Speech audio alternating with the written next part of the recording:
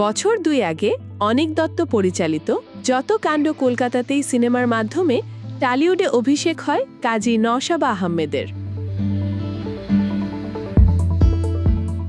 ২০২২ সালে ছবির শুটিং সম্পন্ন হলেও পরিকল্পনা অনুযায়ী ২০২৪ সালের দুর্গাপূজায় তা মুক্তি পায়নি।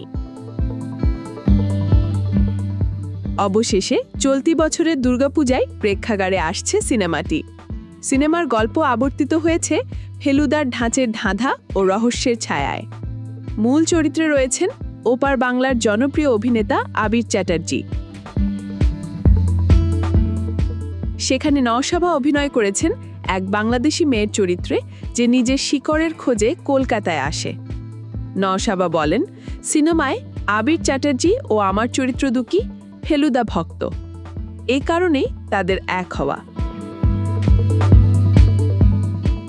জনপ্রিয় গোয়েন্দা চরিত্র ফেলুদার বুদ্ধিদীপ্ত ঘটনা আর ধাঁধার বিভিন্ন সূত্রকে কেন্দ্র করে সাজানো হয়েছে সিনেমাটির গল্পে। তবে এটা কোনো গোয়েন্দা গল্প না।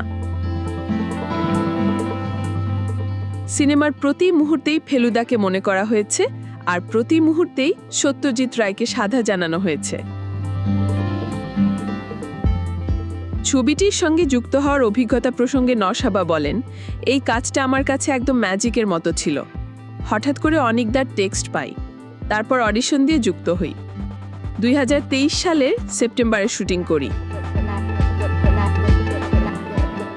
এবার মুক্তি পেতে যাচ্ছে, তাও দুর্গাপূজায়। এটা আমার জন্য বিশেষ আনন্দের। সব ঠিক থাকলে সিনেমার মুক্তির সময় কলকাতায় থাকার ইচ্ছাও প্রকাশ করেছেন নওশাবা। বিনোদনে আরও খবর জানতে চোখ রাখুন গ্রিন ভিউ ইউটিউব চ্যানেলে।